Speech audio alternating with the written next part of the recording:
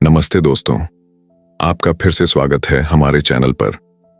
क्या आपने कभी सोचा है कि जिंदगी की उलझनों के बीच भी कोई ऐसा तरीका हो जिससे हम सुकून, समझदारी और संतुलन पा सकें?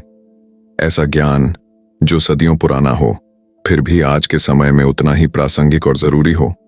आज हम बात करने वाले हैं एक ऐसी किताब की, ताओ ते चिंग, जो 2000 सालों से भी ज्यादा समय से लोगों की जिंदगी में गहरा असर डाल रही है। अगर आप तैयार हैं एक ऐसे सफर के लिए जहां गहराई तो मिलेगी लेकिन बातें बहुत सरल होंगी और जहां जिंदगी को नए नजरिए से देखने का मौका मिलेगा, तो चलिए शुरू करते हैं। साथ मिलकर समझते हैं ताओ का रहस्य। अध्याय 1, ताओ का रहस्य। वह जो कहा नहीं जा सकता। दोस्तों, कल्पना कीजिए कि हम एक बहुत पुराने समय में हैं, चीन की प्राचीन धरती पर, एक ऐसे दौर में जब लोग प्रकृति, जीवन और ब्रह्मांड के रहस्यों को समझने के लिए ध्यान लगाते थे, ध्यान और गहराई से सोचते थे। उसी जमाने में एक महान दार्शनिक लाओज़ू ने अपने विचारों को संजोया और उसे नाम दिया ताओ ते चिंग। अध्याय 1 इस किताब का सबसे पहला और सबसे गूढ़ हिस्सा है। यहां लाओज़ू हमें बताते हैं कि ताओ क्या है और क्यों इसे शब्दों में पूरी तरह से नहीं बताया जा सकता। ताओ जो कहा जाए वह सच्चा ताओ नहीं। लाओज़ू के ये शब्द सुनकर शायद आप सोचें, अगर ताओ की बात नहीं की जा सकती तो हम कैसे समझेंगे? यह बिल्कुल वैसा ही है जैसे आप हवा को महसूस कर सकते हैं लेकिन उसे पकड़ नहीं सकते। हवा मौजूद है, हमें ठंडक देती है, पेड़ों को हिलाती है, पर हम उसे पूरी तरह से परिभाषित नहीं कर सकते। इसी तरह ताओ एक ऐसा मार्ग है, एक ऐसी शक्ति है जो हमारे आसपास हर जगह है, लेकिन जिसे पकड़ पाना या पूरी तरह से समझ पाना असंभव है। ताओ क्या है?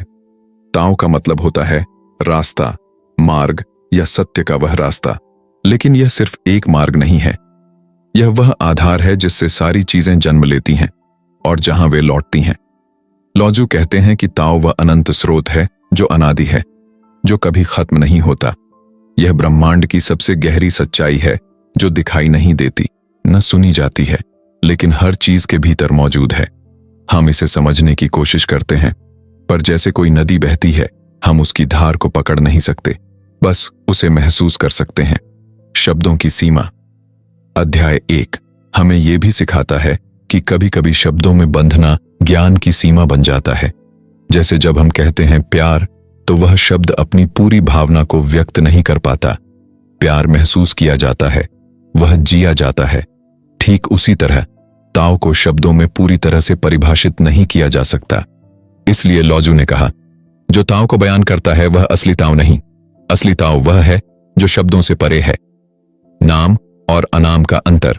अध्याय 1 में एक और दिलचस्प बात है, नाम और अनाम। लाओज़ू कहते हैं, नाम जो नाम है वह स्थायी नाम नहीं है, नाम रहित है, वह शुरुआत है। इसका मतलब है कि जब हम चीजों को नाम देते हैं तो हम उन्हें सीमित कर देते हैं। एक पेड़, एक फूल, एक नदी, ये सब हमारे दिमाग की परिभाषाएं हैं, लेकिन असलियत में वे नामों से कहीं ज्यादा हैं। अनाम वह है जो बिना नाम के है, वह स्रोत, वह असली सत्ता जो हर चीज को जन्म देती है, और यही ताओ है। जीवन में ताओ का महत्व। अब सवाल यह आता है, हमें ताओ की इतनी बातें सुनकर क्या करना चाहिए? अध्याय 1 की सबसे बड़ी सीख है, जब हम ताओ की अनमोल गहराई को समझते हैं तो हम जिंदगी को नए तरीके से देखना शुरू करते हैं। हम सीखते हैं कि सब कुछ बहता रहता है, बदलता रहता है। हम समझते हैं कि जिंदगी को पकड़ने या जोर देने से ज्यादा जरूरी है उसे महसूस करना और उसके साथ बहना। हम शब्दों और विचारों की सीमाओं को समझकर अपने मन को खुला रखते हैं। जैसे नदी अपने रास्ते पर चलती है, बिना रुके, बिना लड़ाई किए, वैसे ही हमें भी जिंदगी के साथ सहजता से चलना चाहिए। उदाहरण से समझें, नदी और ताओ। सोचिए नदी की, वह पहाड़ से निकलती है, रास्ते में चट्टानों से टकराती है, कई बार झरनों को पार करती है। नदी कभी रुकती नहीं, वह बस बहती रहती है। रास्ता बदलता है, मोड़ बदलता है, पर नदी हमेशा अपने मार्ग पर चलती रहती है। नदी लड़ती नहीं, रोकती नहीं, वह मर्म समझती है, सहजता से चलती है। ठीक इसी तरह ताओ हमें यही सिखाता है, जिंदगी की कठिनाइयों से लड़ने के बजाय उनके साथ चलो।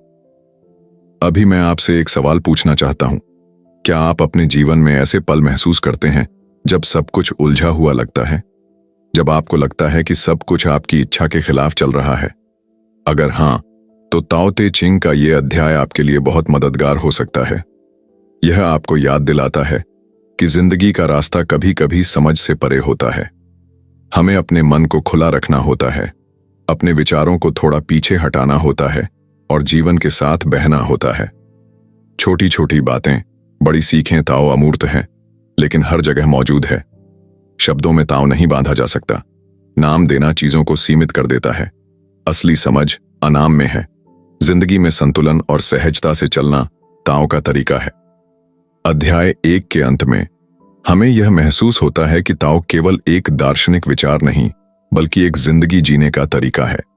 जब हम ताओ को समझने लगते हैं तो हमारी सोच बदल जाती है।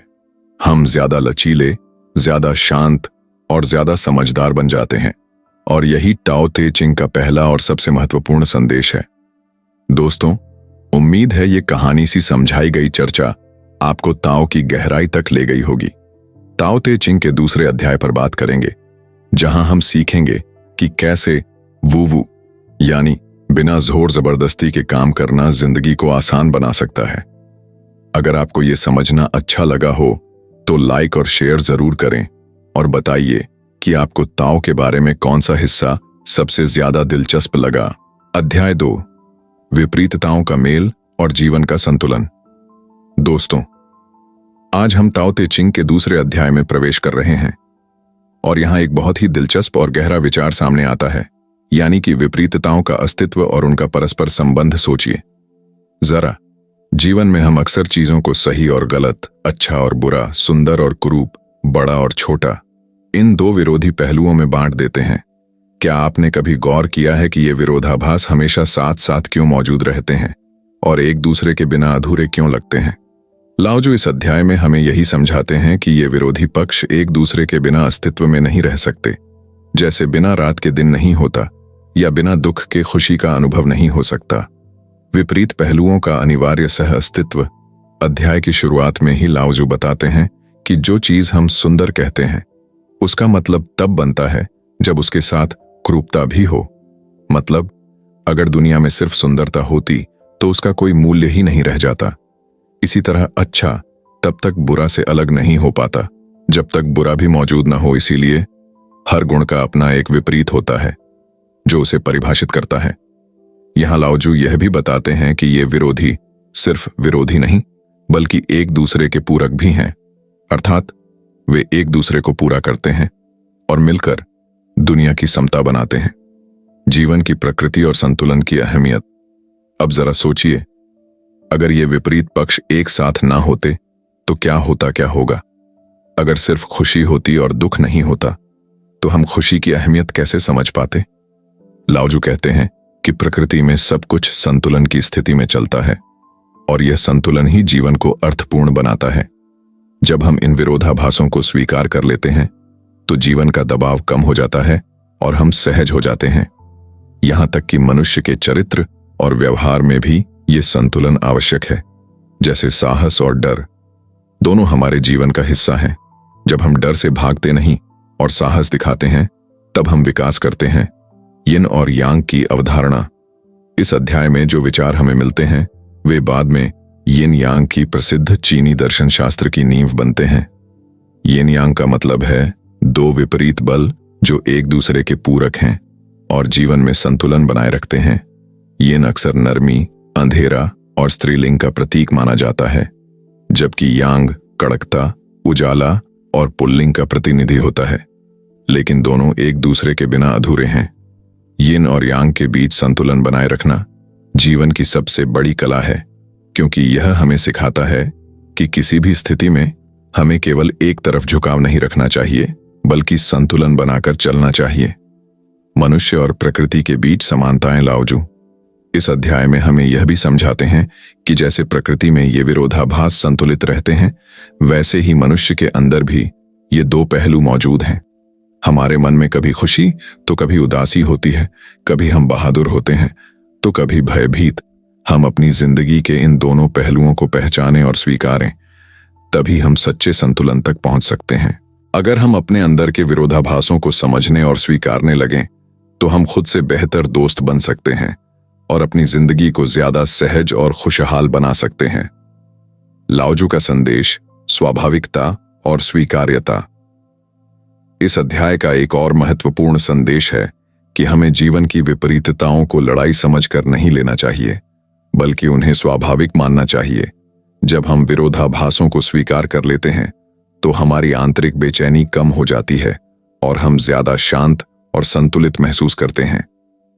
लाओजू बताते हैं कि जीवन में संघर्ष कम करने का सबसे अच्छा तरीका है प्रकृति के नियमों के साथ चलना और चीजों को जैसा है वैसा ही स्वीकार करना।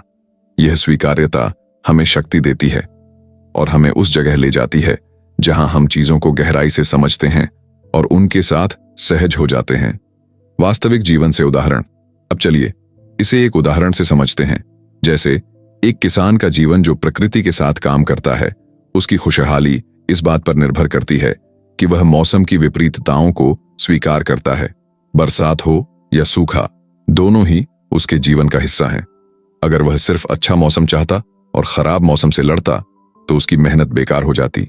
लेकिन जब वह दोनों को स्वीकार कर संतुलन बनाए रखता है तो उसकी जिंदगी बेहतर चलती है। इसी तरह हमारे जीवन में भी सुख दुख, जीत हार, सफलता असफलता आते रहते हैं। जब हम उन्हें लड़ाई के बजाय स्वीकारना सीख जाते हैं तो हम अंदर से मजबूत हो जाते हैं। तो दोस्तों, इस अध्याय का सार यही है कि जीवन में हर चीज के दो पहलू होते हैं और ये दोनों एक दूसरे के पूरक हैं। एक के बिना दूसरा मौजूद नहीं हो सकता। यह संतुलन ही जीवन का असली सार है और इसे समझना हमें जिंदगी को सरल और शांतिपूर्ण बनाने में मदद करता है। लाओजू का यह संदेश आज भी उतना ही प्रासंगिक है जितना कि 2000 साल पहले था कि हमें जीवन के हर पहलू को अपनाना चाहिए, बिना किसी पूर्वाग्रह के, और हर परिस्थिति में संतुलन बनाए रखना चाहिए। दोस्तों, अगर आप अपने जीवन में शांति और संतुलन चाहते हैं तो इस अध्याय की ये बातें आपको जरूर ध्यान में रखनी चाहिए, क्योंकि यही टाओ ते चिंग की असली ताकत है। अगले अध्याय में हम जानेंगे कि कैसे बिना जोर जबरदस्ती के काम करना या वू की कला अपनाकर हम अपनी जिंदगी को बेहतर बना सकते हैं। अध्याय 3, सरलता और न होकर लालच से बचना। दोस्तों, आज हम टाओ ते चिंग के तीसरे अध्याय में गहराई से उतरेंगे और यहाँ लाओजू हमें एक बहुत ही महत्वपूर्ण जीवन का सबक देते हैं। कैसे सरल जीवन जीकर और लालच को त्याग कर हम अपने समाज और अपनी जिंदगी को बेहतर बना सकते हैं। सोचिए जरा, जब हम बहुत ज्यादा चीजें चाहते हैं, बहुत अधिक दौलत, सम्मान या शक्ति की लालसा रखते हैं, तो क्या होता है? क्या इससे हमारी खुशी बढ़ती है या यह उल्टा हमें तनाव, चिंता और असंतोष में फंसाता है? लाओजू की सीख है कि जब हम ज्यादा से ज्यादा चीजों की लालसा करते हैं तो हम आपस में लड़ाई करते हैं, संघर्ष बढ़ता है और समाज में अशांति फैलती है। इसीलिए वह कहते हैं कि अगर हम चाहते हैं कि दुनिया में शांति हो तो हमें लालच को कम करना होगा, दिखावा बंद करना होगा और सरलता अपनानी होगी। सरल जीवन का महत्व। इस अध्याय में सरलता की जो बात की गई है वह हमारे लिए आज भी बेहद प्रासंगिक है। जब हम अपनी जिंदगी को जटिल बनाते हैं, ज्यादा चीजें चाहते हैं, तो हमारा मन हमेशा बेचैन रहता है। लेकिन जब हम कम चाहें और जो हमारे पास है उसी में संतुष्ट रहें तो हमारा मन शांत रहता है। लाओजू बताते हैं कि सरल जीवन जीने से न केवल हमारी आत्मा को सुकून मिलता है, बल्कि समाज में भी स्थिरता आती है, क्योंकि कम लालच का मतलब कम संघर्ष, नेतृत्व और अहंकार। अध्याय 3 में लाओजू नेतृत्व के बारे में भी बताते हैं कि एक अच्छा नेता वह होता है जो अपने अहंकार को नियंत्रित करता है, जो दिखावा नहीं करता और अपने लोगों को बिना जोर जबरदस्ती के नियंत्रित करता है। जब नेता खुद को बड़ा नहीं दिखाते और अपनी शक्तियों का दुरुपयोग नहीं करते तो लोग स्वाभाविक रूप से उनका सम्मान करते हैं और समाज में शांति बनी रहती है। लालच से होने वाले नुकसान।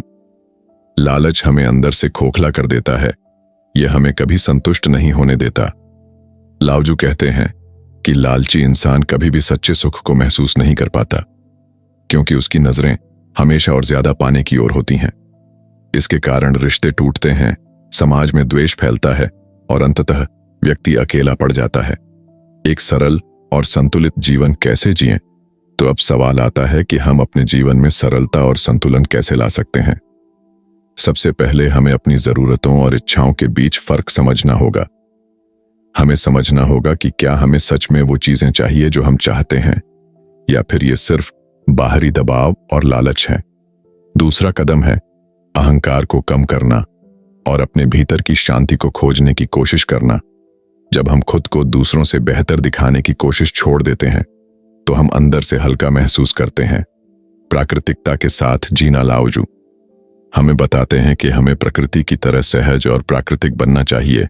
जैसे पेड़ बिना जोर जबरदस्ती के बढ़ता है और फल देता है, वैसे ही हमें भी अपनी जिंदगी को स्वाभाविक और सरल तरीके से जीना चाहिए। यह सरलता हमें ताकत देती है और हमें अंदर से मजबूत बनाती है। समाज में शांति का सूत्र: जब हम अपनी व्यक्तिगत जीवन में सरलता अपनाते हैं और लालच छोड़ देते हैं तो यह प्रभाव हमारे आसपास के समाज में भी देखने को मिलता है। कम लालच और कम अहंकार वाले समाज में लोग ज्यादा मिलजुल कर रहते हैं, झगड़े कम होते हैं और सबका जीवन सहज हो जाता है। इसलिए अध्याय 3 हमें सिर्फ खुद के लिए नहीं बल्कि पूरे समाज के लिए एक महत्वपूर्ण संदेश देता है कि शांति का मूल राज सरलता और संतोष में छुपा है। तो दोस्तों, अध्याय 3 हमें यही सिखाता है कि जिंदगी को जितना सरल और संतुलित बनाएंगे उतना ही हम खुश और शांत रहेंगे।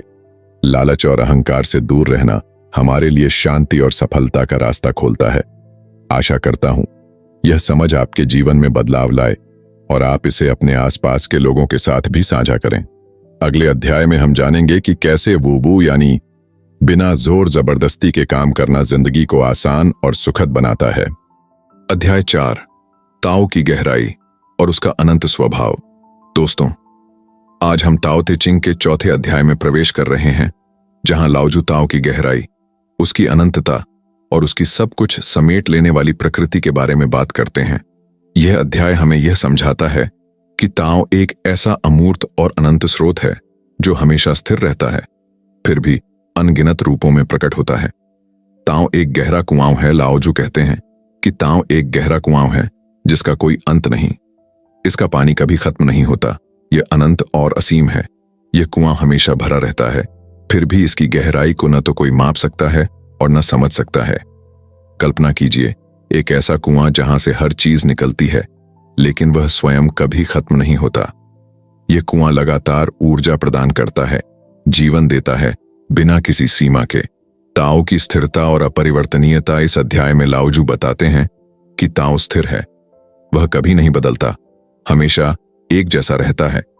यह एक तरह से ब्रह्मांड का स्थायी आधार है जो सब कुछ संभाले हुए है। हमारी जिंदगी में बहुत कुछ बदलता रहता है, पर ताओ वह चुपचाप स्थिर शक्ति है जो हर चीज के पीछे काम करती है। यह हमें सिखाता है कि हमें भी अपने अंदर एक स्थिरता और शांति बनानी चाहिए जो बहरहाल परिस्थिति कैसी भी हो बनी रहे। ताओ की सर्वव्यापकता, ताओ हर जगह है। यह न केवल हमें और हमारे आसपास की चीजों में है, बल्कि इससे भी कहीं ज्यादा व्यापक है। जैसे हवा हमें दिखती नहीं लेकिन हर जगह मौजूद होती है, वैसे ही ताओ भी हमारे जीवन के हर पहलू में व्याप्त है, चाहे हम इसे महसूस करें या न करें। ताओ की लचीलापन और सामर्थ्य अध्याय में यह भी बताया गया है कि ताओ बेहद लचीला है। वह इतना समायोज्य है कि वह हर परिस्थिति के अनुसार खुद को ढाल लेता है। जैसे पानी जो अपनी जगह और आकार के अनुसार ढल जाता है, लेकिन उसमें वह शक्ति है जो पहाड़ों को भी काट सकती है। यही ताओ की ताकत और सामर्थ्य है, स्थिर और लचीला दोनों एक साथ। ताओ की सूक्ष्मता, ताओ इतना सूक्ष्म है कि हम इसे देख नहीं सकते, छू नहीं सकते, लेकिन इसका प्रभाव हर जगह है। यह एक अदृश्य शक्ति की तरह है जो दुनिया के हर कोने में काम करती है, हर चीज को जोड़ती है और जीवन को गतिशील बनाए रखती है। हमारे लिए ताओ का मतलब, अब सवाल यह उठता है कि यह सब हमारे लिए क्या मायने रखता है। जब हम समझते हैं कि ताओ अनंत है, स्थिर है, हर जगह है और लचीला भी है, तो हमें अपने जीवन में भी ऐसी ही गुणधर्मों को अपनाना चाहिए।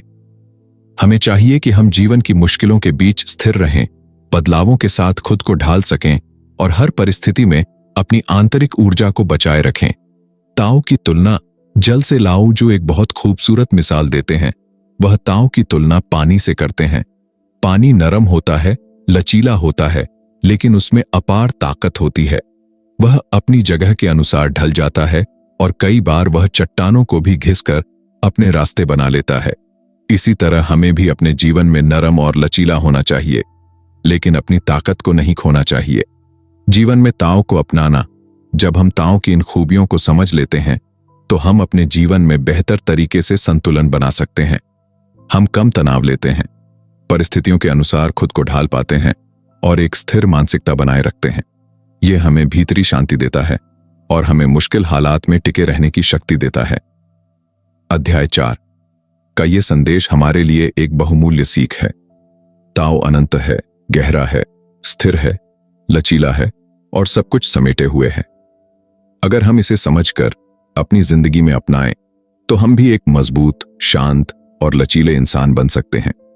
आगे के अध्यायों में हम ताओ के और भी अद्भुत पहलुओं को जानेंगे जो हमारी सोच और जीवन को बदल सकते हैं। अध्याय 5 ताओ की निष्पक्षता और सबके प्रति समानता। दोस्तों, ताओ ते चिंग के 5वें अध्याय में लाओजू हमें एक बेहद महत्वपूर्ण दर्शन से परिचित कराते हैं। यह अध्याय हमें सिखाता है कि ताओ न तो पक्षपाती है और न ही किसी के प्रति भेदभाव करता है। ताओ सबके प्रति निष्पक्ष है, बिना किसी भेदभाव के। ताओ की निष्पक्षता। सब एक समान। लाओजू कहते हैं कि ताओ सभी जीवों के प्रति वैसा ही व्यवहार करता है जैसे एक माता अपने बच्चों के साथ। मां अपने बच्चों से प्रेम करती है, लेकिन किसी को ज्यादा तो किसी को कम प्यार नहीं करती। वह सभी को बराबर देखती है। यहां ताओ भी बिल्कुल वैसा ही है। वह किसी को विशेष दर्जा नहीं देता, न किसी को कमतर समझता है। यह विचार बहुत खूबसूरत है क्योंकि यह हमें समझाता है कि प्रकृति की सबसे गहरी शक्ति न्यायप्रिय और समतापूर्ण है। प्रकृति की निष्पक्षता का उदाहरण कल्पना कीजिए। एक बड़ा सा आसमान जिसमें सूरज की रोशनी सब जगह समान रूप से फैलती है। सूरज किसी के प्रति पक्षपाती नहीं होता। वह हर पौधे, हर जीव, हर इंसान को अपनी ऊर्जा देता है, चाहे वह अमीर हो या गरीब, बड़ा हो या छोटा।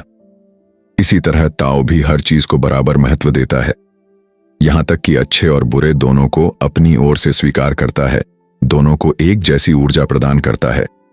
इस निष्पक्षता का मतलब हमारे लिए तो यह बात हमारे लिए क्या सिखाती है? इसका मतलब है कि हमें भी अपने जीवन में निष्पक्षता अपनानी चाहिए। हमें लोगों के बीच भेदभाव नहीं करना चाहिए। किसी के प्रति पूर्वाग्रह या नफरत रखना ताओ की प्रकृति के खिलाफ है। जब हम निष्पक्ष और संभावी हो जाते हैं तो हमारा दिल खुल जाता है और हम दूसरों के साथ बेहतर संबंध बना पाते हैं।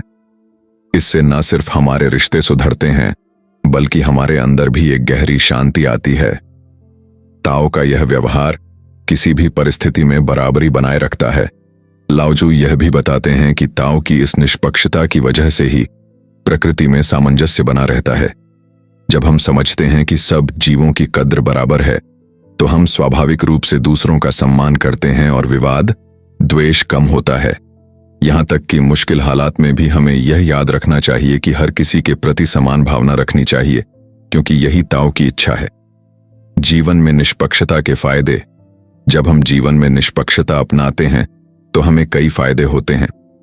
हमारा मन शांत रहता है क्योंकि हम दूसरों से लड़ाई झगड़े में नहीं उलझते। हमारी सोच साफ होती है और हम निर्णय बेहतर तरीके से ले पाते हैं। इसके अलावा निष्पक्षता से हम अपने अंदर अहंकार और क्रोध को कम कर पाते हैं, जिससे हमारा आत्मिक विकास होता है। कैसे बने निष्पक्ष और संभावी? तो कैसे हम अपनी जिंदगी में निष्पक्षता ला सकते हैं? इसके लिए हमें सबसे पहले अपने अंदर के पूर्वाग्रहों और झूठे अभिमानों को पहचानना होगा। हमें याद रखना चाहिए कि हर इंसान की अपनी एक कहानी होती है और हर किसी के अनुभवों का सम्मान करना चाहिए। इसके साथ ही हमें अपने मन को प्रशिक्षित करना होगा कि वह बिना भेदभाव के लोगों को देखे और उनके प्रति समान सम्मान और प्रेम रखे। ताओ का उदाहरण बने। जब हम ताओ की इस निष्पक्षता की भावना को अपनाते हैं तो हम भी जीवन में एक सकारात्मक बदलाव ला सकते हैं। हम अपने परिवार, समाज और कामकाज में निष्पक्ष और न्यायपूर्ण बनकर एक बेहतर इंसान बन सकते हैं। ये न केवल हमें बल्कि हमारे आसपास के लोगों को भी खुश और संतुष्ट रखता है।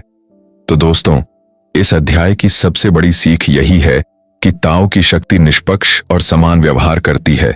यह हमें याद दिलाती है कि हमें भी अपने जीवन में भेदभाव को छोड़कर सभी के प्रति प्रेम, सम्मान और समानता का भाव रखना चाहिए। जब हम ऐसा करते हैं तो हमारे मन में शांति आती है, हमारे रिश्ते मजबूत होते हैं और हम एक खुशहाल जीवन जी सकते हैं। अध्याय 6, अनंत जीवन की ऊर्जा। ताओ की मां। दोस्तों, ताओ ते चिंग के 6ठे अध्याय में हम एक बेहद गहरे और खूबसूरत विचार से रूबरू होते हैं, ताओ को अमृत की मां के रूप में समझना। लाओजू इस अध्याय में ताओ को जीवन का स्रोत बताते हैं, जो अनंत ऊर्जा और स्थिरता का प्रतीक है। ताओ, जीवन की निपुण ऊर्जा। इस अध्याय की शुरुआत में लाओजू कहते हैं कि ताओ एक ऐसी ऊर्जा है जो कभी खत्म नहीं होती। वह अनंत है, स्थिर है और हमेशा जीवन को पोषण देती रहती है। इसे हम अनंत जीवन की मां भी कह सकते हैं, जो हर जीव को संजीवनी देती है। सोचिए, जैसे धरती पर एक नदियां हमेशा बहती रहती है, अपनी ऊर्जा से पेड़ों, जानवरों और इंसानों को जीवन देती है, वैसे ही ताओ भी हमें निरंतर ऊर्जा देता है, चाहे हम इसे महसूस करें या न करें।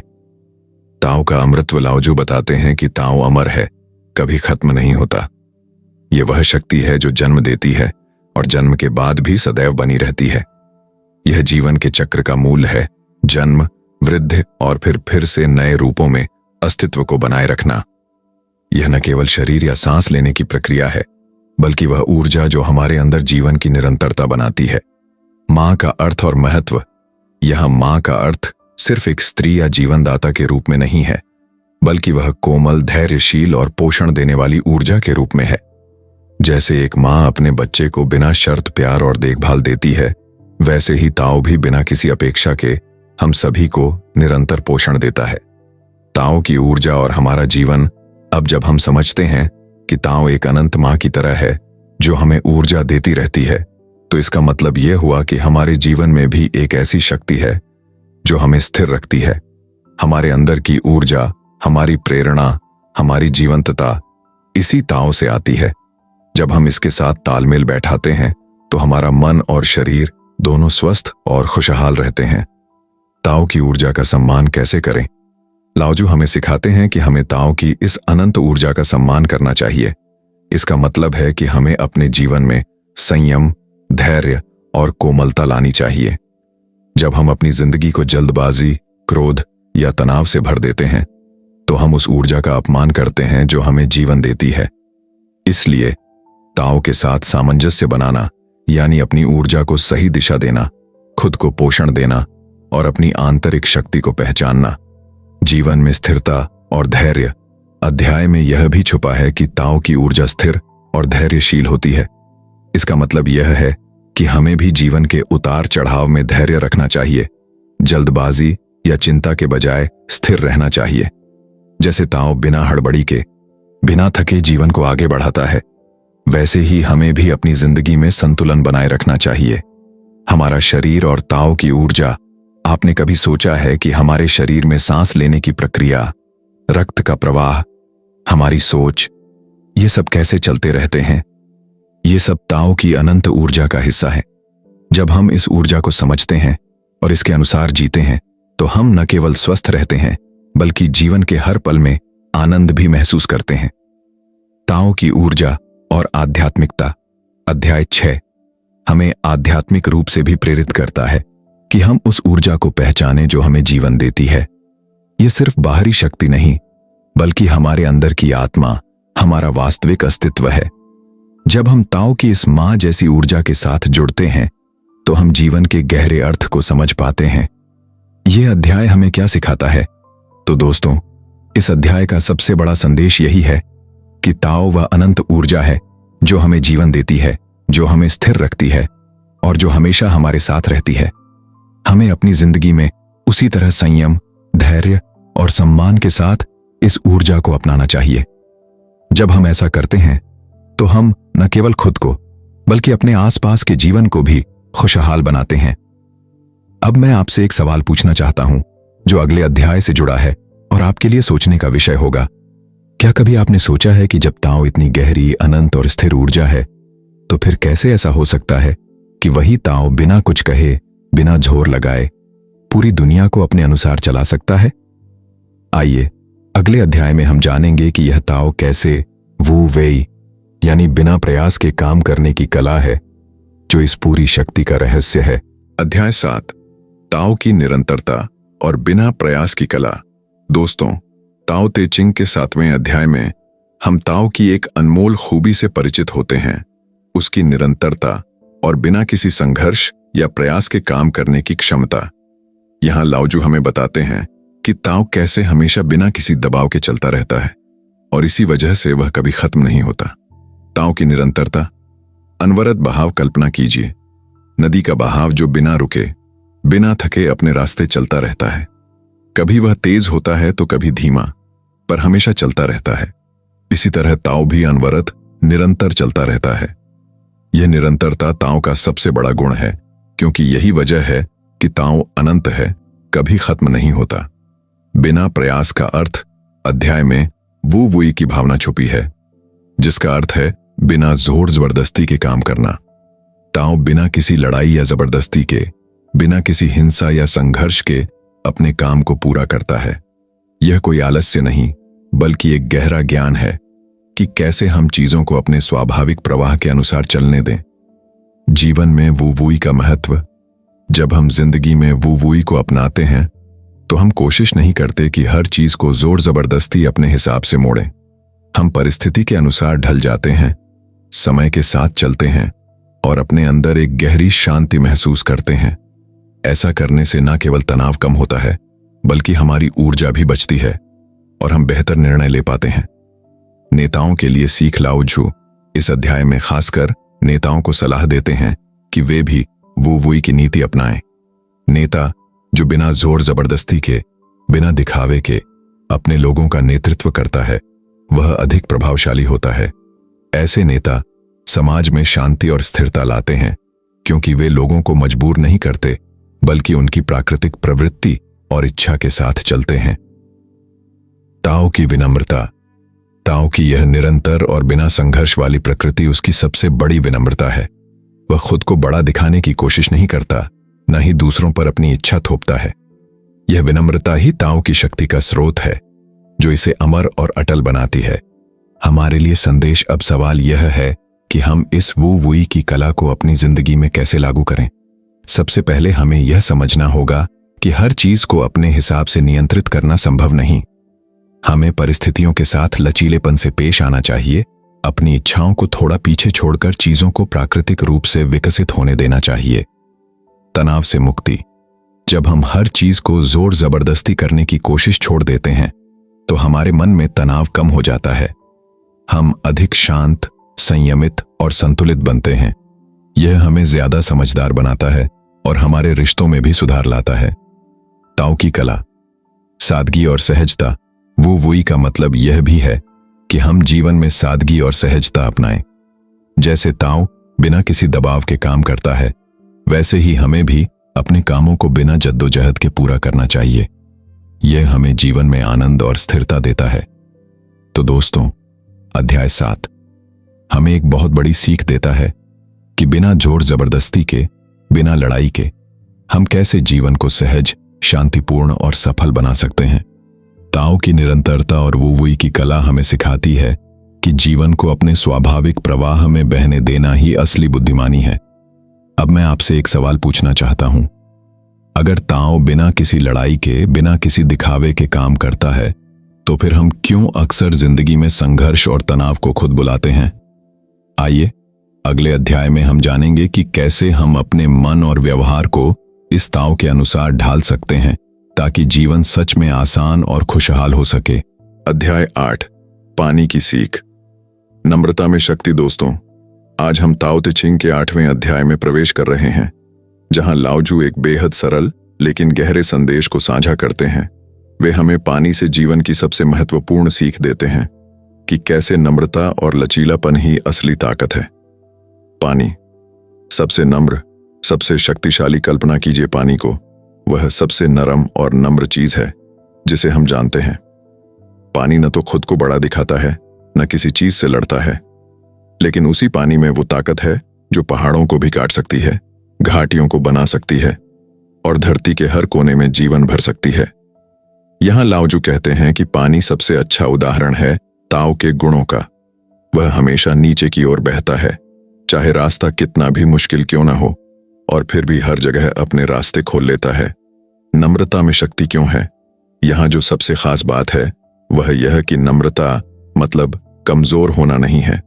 अक्सर लोग सोचते हैं कि जो व्यक्ति नम्र होता है वह कमजोर या आसानी से टूटने वाला होता है, लेकिन यहाँ लाओजू हमें बताते हैं कि असल में नम्रता के अंदर एक अद्भुत शक्ति होती है, पानी की तरह, जो बिना किसी लड़ाई के अपने रास्ते पर चलता है और फिर भी सबसे मजबूत होता है।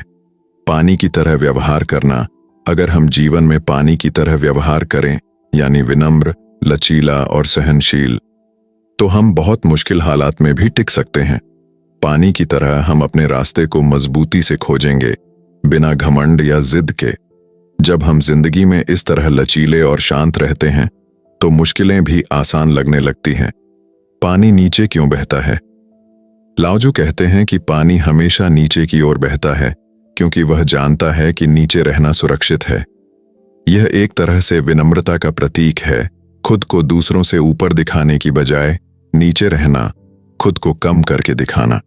लेकिन इसी नम्रता के कारण पानी हर जगह पहुंचता है और सभी के लिए उपयोगी होता है। नम्रता और सम्मान। जब हम अपने आप को दूसरों से ऊपर रखने की बजाय नीचे रखते हैं तो हमें स्वाभाविक रूप से सम्मान मिलता है। लोग हमें इसलिए पसंद करते हैं क्योंकि हम दयालु, समझदार और विनम्र होते हैं। और यही तो ताओ का मार्ग है, दूसरों के साथ प्यार और सम्मान से पेश आना। पानी और ताओ की प्रकृति अध्याय में लाओजू ने पानी के गुणों को ताओ की प्रकृति से जोड़ा है।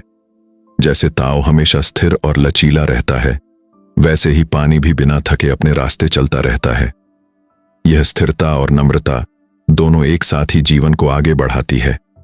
हमारे जीवन के लिए सीख तो इस अध्याय से हमें सबसे बड़ी सीख मिलती है कि जीवन में विनम्रता अपनाना न केवल हमारी शांति बढ़ाता है बल्कि हमें मजबूत भी बनाता है।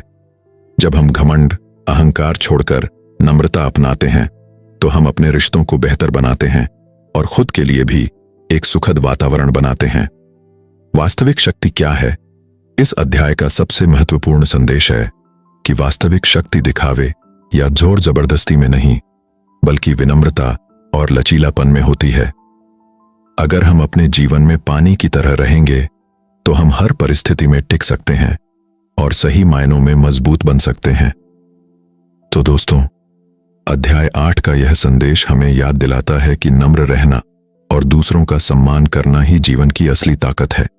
पानी की तरह जो चुपचाप और विनम्रता से अपनी शक्ति दिखाता है, हमें भी वैसा ही चलना चाहिए। दोस्तों, आज की बातचीत से हमें यही समझ में आया कि असली बदलाव हमारे अंदर से शुरू होता है। जब हम अपनी सोच में थोड़ा सा भी फर्क लाते हैं, थोड़ा सा धैर्य और नम्रता अपनाते हैं, तो जिंदगी के रास्ते खुद ब खुद आसान हो जाते हैं। छोटे छोटे कदम, जैसे अपनी ऊर्जा को समझना या बिना जोर जबरदस्ती के चलना, हमें एक शांत, मजबूत और खुशहाल जीवन की ओर ले जाते हैं।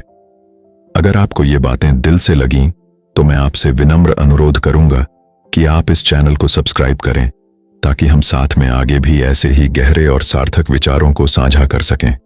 और हाँ, अपनी जिंदगी में आज एक छोटा सा बदलाव जरूर करें, चाहे वह एक पल के लिए खुद को शांत करना हो या किसी के प्रति थोड़ा और दयालु होना। ये छोटे कदम ही आपके बड़े बदलाव की शुरुआत होते हैं। धन्यवाद। आपसे अगली बार फिर मुलाकात होगी। तब तक के लिए खुद का ख्याल रखें।